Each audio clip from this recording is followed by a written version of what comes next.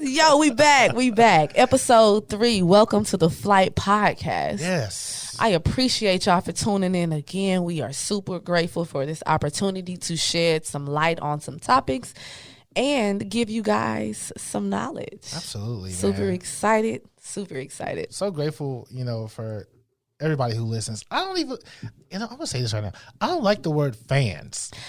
Same. Like, it's so arrogant. It's like, oh, my fans. Yeah, oh. No, listeners. Everybody's a listener, even if it's music. Right. You're just listening to it. I mean, you would call yourself a fan because you're a fan of something, but I don't like saying.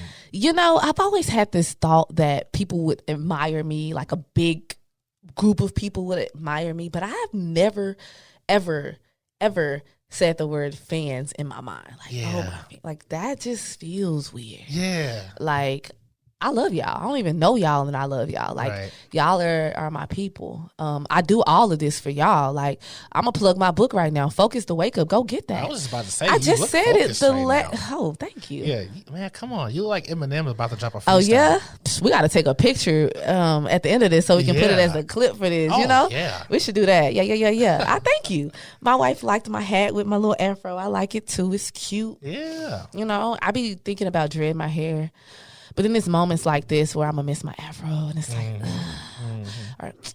Excuse me, not say dread. I'm working on that. Locking my hair. Okay, yeah, for sure. Yeah. Unlearning things. That plays into things, unlearning things. Growing up, they called them dreadlocks, and it has a negative connotation to it. I do not like it. And so I am trying to remove that from my vocabulary. So excuse me if I slip sometimes and I say that word, but I do just mean locks. I have a lot of love for the natural look. I have a lot of love for the history of natural hair. Yep. When you go get my book, yes. And you're going to read a little bit about the history of the hair and the reason why we wear braids and natural hair and all sorts of great things. I'm not going to give you too much because I need you to go ahead and spend that $14.99 and get that copy. Support. Yep. I appreciate everybody that already got it. Yep. And if you ain't got it, go get it because I know that tax money done hit. Come on, you would have spent that $15 on tacos, if you were me or anything else. Listen, like my boy J. Cole said, this food for thought costs the same as 2 number 3s. Oh my goodness. Say, man. I'm just saying. He said this food for thought costs the same as 2 number 3s, and he ain't lying. Nowadays, this food for thought costs the same as 1 number 1, okay? Because food is high. Let's just be real. Yeah. Food is hot in the mug. But I appreciate that compliment. I really love wearing hats. I think that's my new little thing, especially when I haven't done anything to my hair outside of wash it. That's all I did. I just washed it, and I threw a cap on it. Until the next hairstyle. So yeah, I appreciate that. I am focused. I'm glad to be here. I'm glad to be speaking to the people and enlightening people and, providing insight and things like that. I'm all about that. I do everything for the culture, man. I do it all for us. This is all for us. This ain't got nothing to do and nothing outside of us. Yeah, okay? Absolutely. Hey, man, he over here recording me. Get this guy, man. Get this look live, man, because this is so, first of all, it's original. It's fresh. All right. We didn't rehearse this or, get a wardrobe together. We ain't there yet. We're going to get there. Yeah, we're going to get there for sure. But this is just history in the making. I definitely want to appreciate this. Listen, flight merch coming soon. Oh, my goodness. Flight merch coming soon. I should get little airplanes. Hey, take flight. Fight like it's going to happen today. Absolutely. Free your mind. So what are we getting into here today? Today we're going to get into identity. Okay. Who are you? Yeah. Identity and self-awareness. That's going to be the topic for today. I hope y'all are ready to focus because in order to be self-aware, you have to be focused. Yep. That actually plays a huge part in being self-aware. You have to be focused. Yeah. In case you don't know what self-awareness is, I'll give you a definition. Please. To be self-aware is to label and recognize your emotions. It's to identify what triggers you and notice how it affects you and the people around you. It's also recognizing the basis of your judgments, your morals, your values. It's also having a positive self-regard for yourself, having a growth mindset, and also being optimistic. Being self-aware is not just one thing. It's a group of things together collectively. It's ultimately understanding who you are, what you are, and what role you play here. You know what? It reminds me of this joke I just heard. Okay, of course. Okay, this guy. So this guy was basically saying, this comedian was basically saying, why men get caught cheating by their wives, right? Okay, it's because you don't know how you normally act. If this is your everyday life, you come home, you go sit on the couch, put your hand down your pants, turn on Sports Center, and you eat dinner, and then that's your normal every day, right? But then all of a sudden, and your wife she's always watching you, right? She knows right, you. Right. Well, all of a sudden, one day, you come home and you go straight to the shower. She's like, yeah, patterns. Yeah, wait a minute. What are you? You like, what you doing? Say, man. Next thing you know, you got different. You only had one bottle of cologne. Now you got 6. It's like, wait a minute. Who you trying to smell good for? Yeah, what you doing? Not that I don't want you to bathe, but typically when you come in the house, you don't do that. Yeah. I know your routine. So if something is a little different, I know. Right. You've been yourself your whole life. Yep. And you don't even know how you normally act. Yep. That's crazy. I think, again, a lot of that plays into people not being self-aware. Yeah. I don't condone cheating. I think that, that's not cool. I mean, you know, I think it's healthy. This guy. But no, seriously, I don't condone cheating. But people who are self-aware, if they cheat, they would cover their tracks because they would know, like, okay, I typically do this, so let me listen. We getting off topic. Yeah. We ain't here to talk about cheating. Don't promote cheating. No, I don't promote cheating, not at all. I think that you should be upfront and honest about who you are and what you want, that plays actually into the topic of identity. Absolutely. I think you should be very clear about who you are and what you want. I think that if you're forefront about what you want, and you and your partner are in agreement, then it is what it is. Yeah. And you can't judge a person's relationship because you don't know what types of things that they do, and you don't know what they are okay with. And, you know, what is okay for one relationship might not be okay for the next. Yeah. We're not here to judge, but just know yourself. Know who you are, though, and be aware of who you are and what you do. If you don't know what you require and desire, okay, if you don't know your needs, how can you get your needs met? True. I mean, you're just setting yourself up for a disaster. True. Here. Listen, I grew up in a single parent home, and my brother is 3 years older than me, and he worked. The moment that he was able to work, he got a job. Same with me. My mama was like, hey, when y'all are able to work, you need to learn to be self-sufficient. You need to learn how to be responsible. You're getting ready to go off to school. I'm going to teach you how to be an adult. Cool. But by the time my brother was able to work at 15, I was 12. So I spent a lot of time at home by myself in my lonesome, and I learned a lot about myself at that period in my life. That's when I realized I was going to write a book, and I was going to write a lot of them. That's actually one of my childhood goals, to write a book, to write and publish a book, because I knew at a very early age that I was an author. Oh my God. You just said that, and literally I'm sitting here like in the moment. When I was a kid, I used to want to be on the radio. See, I would just literally take, I hope she never finds this out, and if she does, I'm sorry. I used to take one of my foster mom's, many of my foster mom's gospel tapes. You know, back then you had to put the tissue in the top of the tape in order to record over it. Yes. If it was like a copywritten tape. I used to take her tapes and record radio songs on them. And before the radio DJ comes on and says whatever he's going to say, I would stop it and I'll put my voice over it. Say, like man. I was playing the music. You was born for this. Listen, we out here living our dreams, man. It's 2022 and we living our dreams. We talked about this in 2019, man, when we met. Yeah, it's awesome. But for real though, like being a child and saying, you know, I'm gonna be an author when I grow up. Now, not to mention my freaking last name is Arthur. Let's be real. Sweet. This is part of me. This is who I am. I identified myself as a writer when I was in second grade. And I can't even remember how old you are in second grade. I think you're 8. I think you turned 8 in second grade. Okay.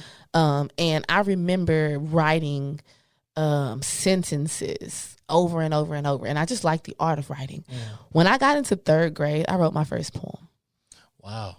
That same year, for my people out in Texas, because I know that this is an international podcast. My people out in the United States, in Texas specifically, we took something called the TAAS test. Y'all remember that? Take it back. That's that TAAS test. And there was a portion of this test where you had to write an essay. Y'all remember that? They'd give you a topic, and you wouldn't get the topic before the essay. You wouldn't know until in the moment, right? Yeah. And I was such a creative child. I loved to write. So when I got the essay, I was writing. Yeah. And I got a 4. You know, you were graded 1 through 4, and 4 was like exemplary. Yeah. And that was, you know, the first time I had taken a tax test or a TAAS test or whatever, and I got a 4. And they made it a big deal. Like, I remember, like, my elementary school making it a big deal. Like, shout out to Miss James. That's my 3rd grade teacher. Shout out to Miss James, because she made sure I knew I was smart. Look at me now. Look at me now. But nah, for real though. Shout out to Miss James, because she motivated me a lot.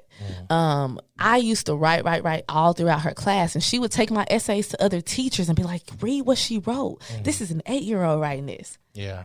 And they talked about my work like it was a masterpiece. Shout out to my mentor, Miss Susha McClendon.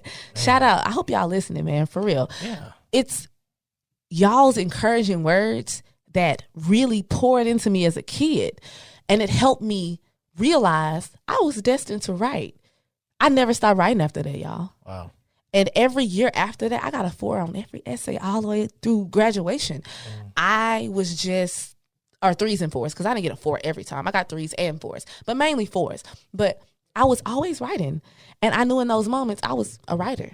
Yeah. And at 12 years old, I said, I'm going to write a book. And I'm going to make my mama proud. Because my mama was a reader. Yeah. Growing up, she had books all over the house. She used to read Danielle Steele books all the time. Oh. I remember that name because it was always books coming to the door. Every couple of days, she was ordering books. My mama loved to read. And I used to say, that's how I'm going to get my mama attention. I'm going to write a book, and she going to read it. That's awesome. And she did. So dreams come true, man. She read my book the same day she got it, and she read it in a couple of hours and called me back the same day and gave me feedback. Nice. I love her for that, man. Absolutely. She made my dream come true, for real. And identifying that I was an author at an early age made my dreams come true because I never stopped pushing towards that. Yeah. Once you identify who you are, you never stop pushing towards being a better version of that. Absolutely. And so not only do I write books, I write music. I write poetry. I write movies. I write TV shows. I write. That's what I do. I'm a lyricist. Yeah. I'm an artist. I do it all. Yeah. I know who I am. Absolutely, man. Man, yeah.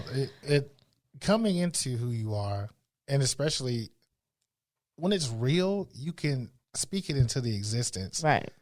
And you don't even have to think about it. That you're gonna arrive. I like how you said that. That's crazy. I love how you said that. If it's meant for you, then it's gonna be there for you, no matter when you get there.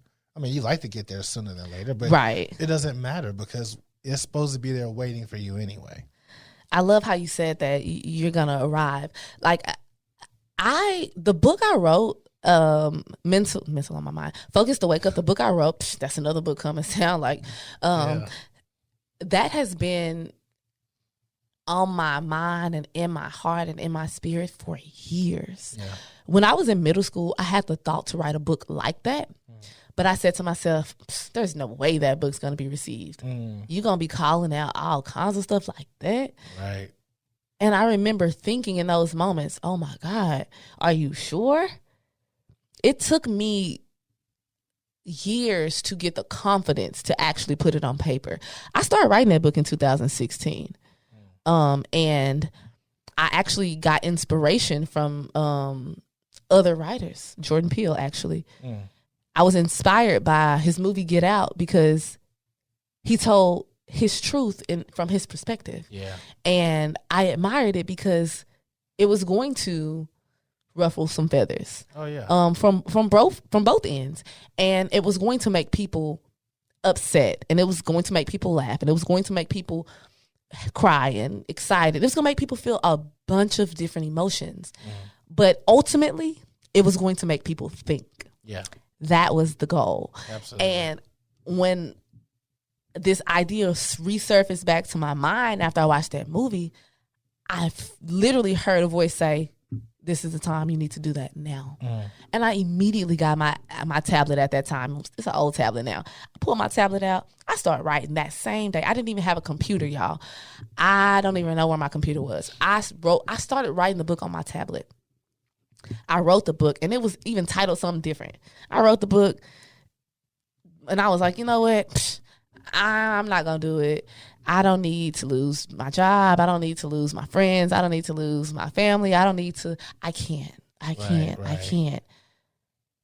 But it was this driving force in me that was like, you gotta. Right. This is what you were born for. This is who you are. You're a writer. You're going to push buttons and limits. That's why you came here. Yeah. Know thyself. Yeah. Be self-aware. You came here to educate people, but you also came here to break curses. The only way to do that is to push things. Yeah. Push the limits sometimes. Say it out loud sometimes. And that was scary. Oh, yeah. That was scary. I had to be self-aware of not only how this is going to make me feel, but how it was going to make other people feel and be okay with it. Right. I also had to understand who I am and what role I'll play once it gets out. Because, of course, people ask questions. Why you say this? Why you don't need to be writing about it. I've had people even say, well, you don't need to be. You probably shouldn't be telling white people about. Man, listen. I wrote this book to educate the masses. Right. I'm talking about white people and I'm talking about black people. Yeah. It's not a race bashing book. And I think that's what people immediately perceive it as when I say it's pro-black, it's super black. It's like, no, it's calling out what's blatantly in front of us, but it's also offering solutions. I don't only call out white people, I call us out too. Yeah, for sure. We all got things to work on. Oh, yeah. Somebody got to say it, and I don't mind being the one. I am a writer. I'm an activist. I'm a philanthropist. I'm a mentor. I'm all of these things. Yeah. And in order to really be these things, I have to walk into these things and be confident in them. I know who I am. Yeah. That's just where I am with it. You got to, in order to have the world perceive you for who you are, you got to know who you are. I don't need the world to tell me who I am. I know who I am. Yep. And I think that's where a lot of people lose confidence in themselves because they have this idea that the world is supposed to tell them who they are. No, ma'am. No, sir. You tell us who you are. Right. That's your job. I'm not going to allow nobody to tell you who I am. I'm going to tell you who I am. Right. Beyond that, I'm going to show you who I am. To everybody that said I would never write a book, I'm doing it. I did it. Yep. And I'm not going to stop. This is one of many. Yep. Because I'm an author. I do this. This ain't new. I do this. Yeah. It's in the lingo. Self-awareness. This is your job. You have to do it yourself. Yep. Okay. And it goes back to anything like growing up in school, having that, what do you call it? Cliquey mentality. Oh, here's the popular girls. Man, listen. I can't even say too much. I was in a little clique in high school, man. Yeah. I ain't even going to get into that too much. But I dibbled and dabbled in something similar to that. But again, that also helped me find myself. Yeah. Not to say that I was not myself. I was who I was in those moments. Mm-hmm. But I learned and I grew from that. And I took from it what I needed, and what I didn't, I released. And I think that it's important for people to understand that you're going to experience a lot of stuff. You're going to do a lot of stuff. For example, I went to college. I drank. I was a drinker. That's what I did. You weren't finna tell T not to turn up. You know what I'm saying? You weren't finna tell me not to take a shot. Right. I was turning up bottles. I was shut up. That was me. Every 5 minutes, shut up. I was the one passing out the drinks. That was me. Yeah. Right? But that's where I was in my life at that time. When I started to dig deeper and self-discover, I start questioning why I even drank. I didn't even care for the taste. I liked the feeling in the moment, but I hated the after effect. I hated it. And so at a point, I just got tired. It was like, okay, this is empty. It's not satisfying. There's no gratification from this. So why are you doing it again? Man. And when I say I just cold turkey one day, just stop drinking. Yeah. That was like 2 years ago. Because it's easy for you to be yourself and turn these other things off. Exactly. That's awesome. It was me finding myself and realizing, that's not what I do. I don't drink. That was a portion of who I was when I was finding myself. But now that I found myself, I found out that T don't drink. Yep. T can drink, but T chooses not to drink. T makes a conscious decision every day to not drink. Yeah. Every day. Yeah. Every day. There's alcohol at my fingertips. All I gotta do is go to the store. Absolutely. And sometimes it's at the house. I got a wife. Yeah. She still drinks. Sometimes it's right there. But again, I make a conscious decision every day to not drink. I don't have a desire.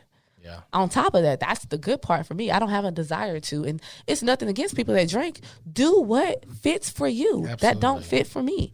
Not at this period in my life. I'm okay with being the sober one. Yeah. I'm fine with that. Yeah. Myself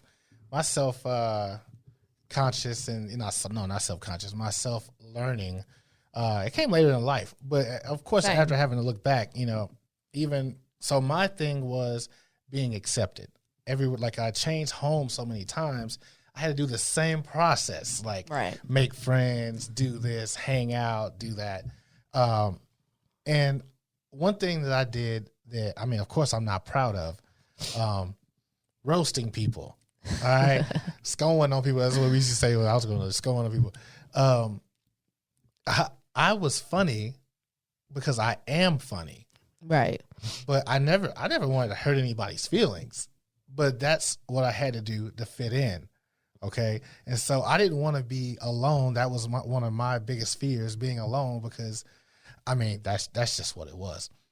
But roasting people, what else? Like being the class clown.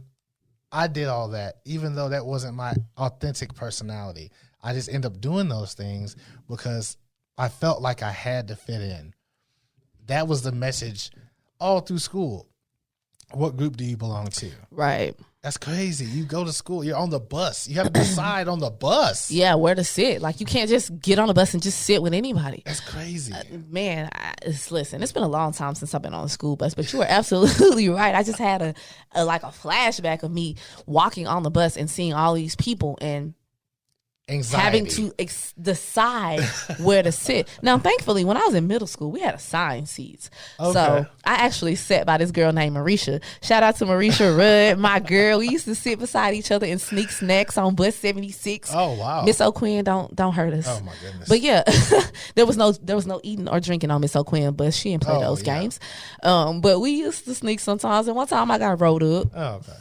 But whatever, it was all good. But no, seriously, because of that, I didn't have that awkward moment where, oh my God, where I'm gonna sit, because we had assigned seats. Yeah, she made it easy for me to not feel that anxiety. But there were moments where a new person would get on the bus and they wouldn't have an assigned seat, so that is obviously gonna bring some sort of anxiety. Yeah. Because you see everybody already kind of got a seat and you're looking around trying to see if there's even a spot. All the while, there's 80 eyes looking at you, Right. Then there's that one person who wants to put their backpack in the other seat. Right. One person looking out the window like, oh, please don't look at me. Right. It's that awkwardness. It's like nobody wants to deal with that. So shout out to Miss O'Quinn for the assigned seats. I didn't even realize how important that was until just right now, man. Yeah. Seriously. That's a different type of anxiety. Oh man. Early learning how to deal with that. And it wasn't even a learning process. I was about to say, you're not even learning how to deal with it. You're just dealing with it, and then later in life realizing that you learned how to deal with it. That was it. That was it. I think it's important to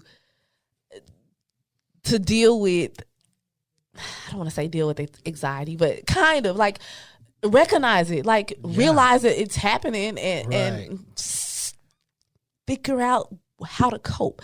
That plays into, therapy if you want it. Yep. There's all kind of ways to cope. You don't have to necessarily go see a therapist, but I suggest therapy for a multitude of different things you can deal with mentally. I went to therapy. I think it's awesome. I think everybody should go at least once in life. One thing that I do want to kill is the stigma that therapy is for white people.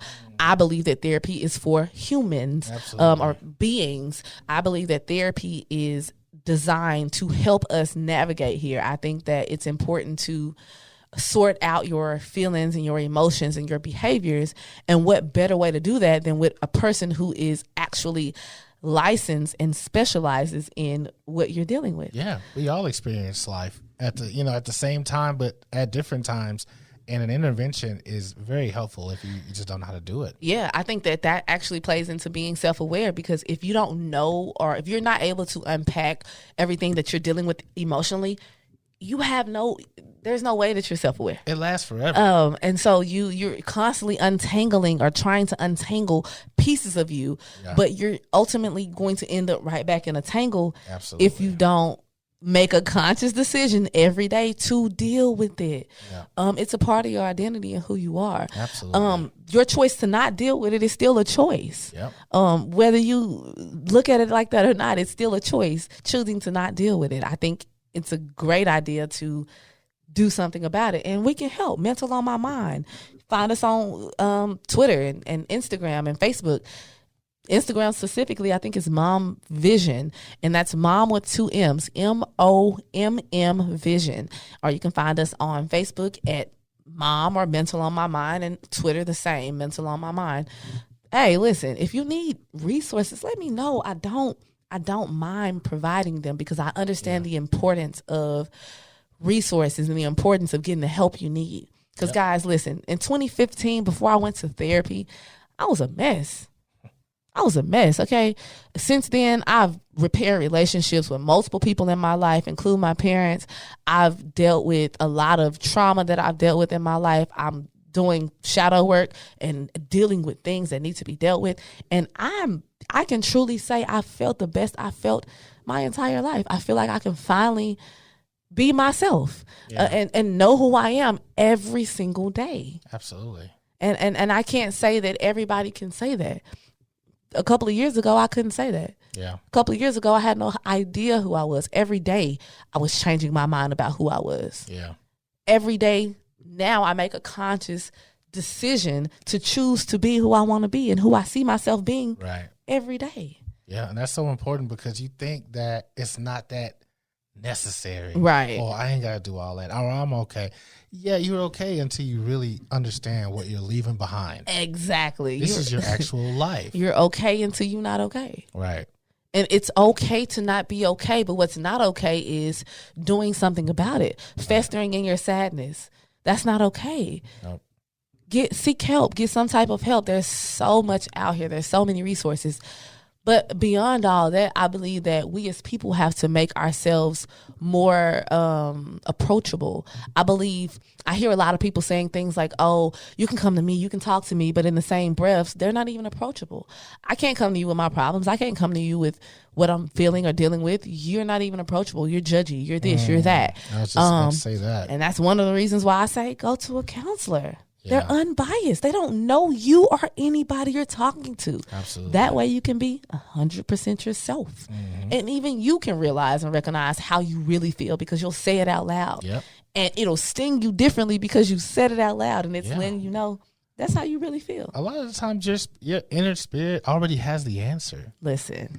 Man, come on. Hey, listen. Try it. Try to go somewhere where it's just you. Don't bring your Apple Music. Don't bring anything. Just bring you and start talking out loud. Just you. Say your feelings. Say how you really feel. I feel angry because. Yep. I feel sad because. And just observe those feelings. Don't even do anything about it. Just observe how you feel about what you're saying. Yeah. It's a step-by-step thing. Take it a day at a time. That actually rolls into our next topic that we'll get into next time. Hey, we're going to go and wrap this one up. Yeah. I mean, at the end of the day, it's important to know who you are. Yeah, absolutely. It's important to know who you are. It's important to be self-aware. Learn your triggers. Learn your emotions. Learn what makes you you. Find yourself. 100%. And remain self-aware. The more aware you are, the better you can navigate here. Yeah. Because you won't allow things to to trigger you. You won't allow things to control you. You'll be in control. When you're self-aware, you have self-control. Absolutely. Can't nobody make me mad. You can't make me mad. Right. I have to choose to be mad. Exactly. I can choose to be mad or I can choose not to be mad. Absolutely. Hey, Omarion was unbothered and I felt him. It's a different level. Even when Rick Ross said, I released Omarion, he began to fizz. Listen. That's I'm pretty sure any other grown man with some ego would have tried to do something. Come on, bro. Is it really worth it, though? It's like, listen. Come on. Sometimes freeing yourself is one of the greatest things you can do. Man. It's straight like that. Flight Podcast is for the people. It's all for the culture. We do this for y'all. So, anytime you see us, whether it be Spotify, YouTube, if you can't watch us on YouTube, or if we don't upload a video, Spotify, Anchor, Apple, Google. Hey, listen, it's so many different ways you can hear the Flight Podcast. The podcast is going to be wherever podcast stream. Yeah. It's going to be there. Yep. Okay, so subscribe, like, follow, share, tell a friend to tell a friend. And until next time, we out. Peace.